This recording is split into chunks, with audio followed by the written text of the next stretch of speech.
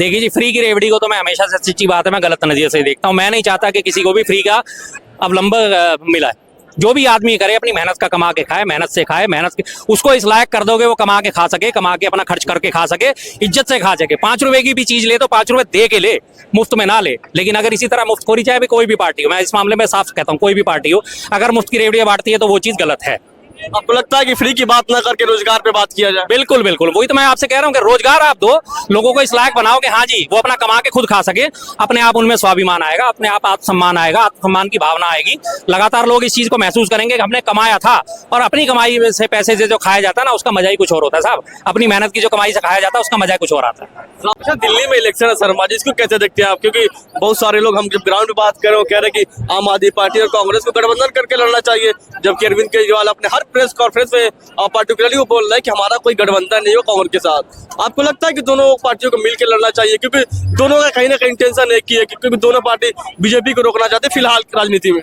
वो अलग बात है जी, ये तो अगर दोनों मिलकर लड़ते हैं तो अलग बात है, नहीं मिलकर लड़ते इस बारे में मैं तो कोई टिप्पणी कर नहीं सकता, क्योंकि ये ऊपर बैठे लोगों को फैसला करना है। हालांकि कांग्रेस की तरफ से भी बयान आ चुका है कि नहीं, हम कोई गठबंधन नहीं करेंगे, और आम आदमी की तरफ से भी उन्होंने तो अपने 70 सीटों की घोषणा भी कर दी। तो अब तो गठबंधन का कोई सवाल उठता ही नहीं, सीधी सी बात है। 70 सीटों पे उन्होंने अपने कैंडिडेट घोषित कर दिए हैं, तो खत्म ही होगी वो तो कहानी, बात ही खत्म होगी अब तो सारी की सारी।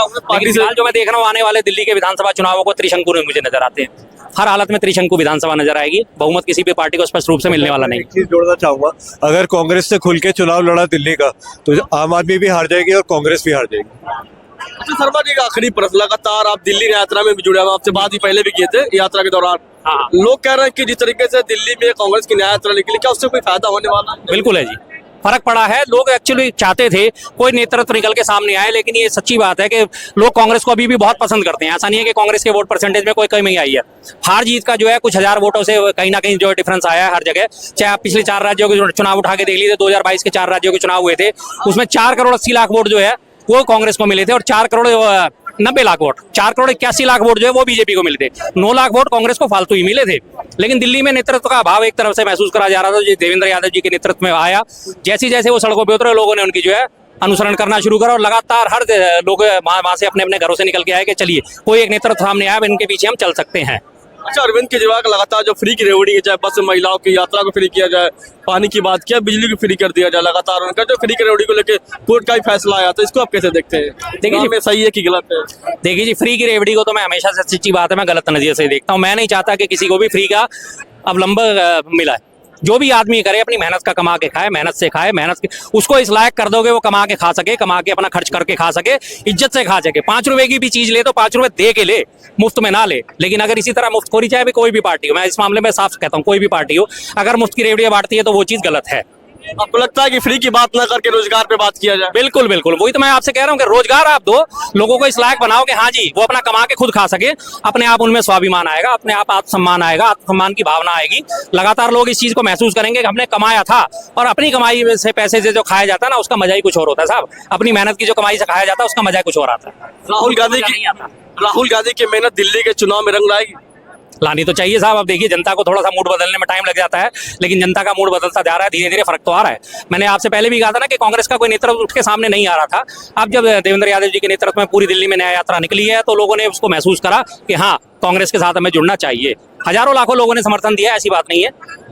अब राहुल गांधी का जिक्र कर, हम लगातार राहुल गांधी की बात कर रहे हैं। जिस तरीके से हरियाणा चुनाव हुआ, महाराष्ट्र चुनाव हुआ, असफलता ही हाथ लगी कांग्रेस पार्टी के हाथों में। वो अलग बात, आप ईवीएम का बहाना कई बार किए, अलग अलग एंगलों की बहाना, अब ऐसे यही कहा जाता है कि बहाना करें, लेकिन मैं उसमें कोई बात नहीं है। असफलता हाथ लगी तो इसमें कोई दिक्कत नहीं है।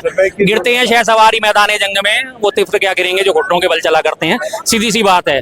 एक बड़ी पुरानी आपने सुनी होगी ना, करत करत अभ्यास के जड़मती होत सुजान, रसरी आवत जाते सिल पर पड़त निशान। तो आज भी उनके माथे पे शिकन नहीं नजर आती, वो फिर से उसी ऊर्जा के साथ खड़े हो जाते हैं और फिर उसी ऊर्जा के साथ आगे बढ़ते हैं। तो इसे वास्तव में कहा जाता है हीरा। पृथ्वी पे पाए जाने वाले सबसे कठोर पदार्थ जो होता है वो हीरा होता है, और सबसे ज्यादा चमक भी उसी में होती है। तो कोई बात नहीं, अभी वो तराशे जा रहे हैं, तराश के जिस दिन वो निकलेंगे हीरा बन के निकलेंगे। अब कई लोगों से बात कर रहे थे, तो लोग कह रहे थे कि हर रात के बाद या हर शाम के बाद एक सुबह आती है। बिल्कुल कांग्रेस पार्टी की बात करते हैं तो कांग्रेस के राजनीतिक करियर में फिलहाल के लिए कहीं उम्मीद की सूरज या उम्मीद की सुबह नहीं दिखाई दे रही है। ये गलत कह रहे हैं लोग, जो भी कह रहे हैं इस बात को। आप थोड़ा सा पीछे चलिए ना, 3-4 महीने पुरानी बात है, अभी 6 महीने पुराने जून के आप रिजल्ट उठा के देख लीजिए। पिछले उसमें लोकसभा चुनाव में वारदात कितनी सीटें थी कांग्रेस के बाद? 54-55 सीटें थी, और इस बार हमारे पास कितनी आई? 99। डबल हुए ना। फर्क पड़ा ना, तो बस इसमें कोई ऐसी बड़ी बात नहीं है, कोई फर्क नहीं पड़ता इसमें। तो हर रात की सुबह होती है, ये बात सच्ची है, हर चीज है। आज अंधकार है तो कल उजाला होगा ही होगा उसमें। अभी कुछ साल महीने पहले तक भी हम इस सूरज को कोस रहे करते थे खड़े होके, ओ यार कितनी गर्मी है यार, आओ भाई सूरज भाई डिग्री कम कर ले, कितने मीम चलते थे। अभी इसी सूरज के लिए तरस रहे हैं। तो ये तो सृष्टि का नियम है सर, जो ऊपर जाएगा वो नीचे आएगा और जो नीचे है वो ऊपर जाएगा, सीधी सी अगर बात। हरियाणा का इलेक्शन देखेंगे तो सिर्फ 0.010% फर्क था कांग्रेस में और बीजेपी में। तो आई थिंक कभी कभी जो रिजल्ट होता है ना, वो एक्चुअल वो नहीं होता किसी चीज को भापने के लिए। क्योंकि हरियाणा में सब जगह मैं जहां भी गया, मेरे सारे दोस्तों ने मुझे बताया कि शायद कांग्रेस आ रही है, लेकिन बीजेपी कैसे आ गई और वो 10,000 8,000 वोटों से कैसे जीत गई, मुझे आज तक नहीं समझ आया। दिल्ली के चुनाव में क्या लग रहा है कि आम आदमी पार्टी की वापसी होगी या कांग्रेस अच्छा कर सकती है राजनीति में? सर मुझे देखो कांग्रेस तो नहीं लग रही, इस बार मुझे बीजेपी ही आती हुई लग रही है, और अरविंद केजरीवाल का मुझे लग रहा है पैकअप हो जाएगा, इसके बाद वो चुनाव नहीं लड़ेंगे, मुझे ऐसा लगता है। सरकार किसकी बनेगी दिल्ली में? बीजेपी की।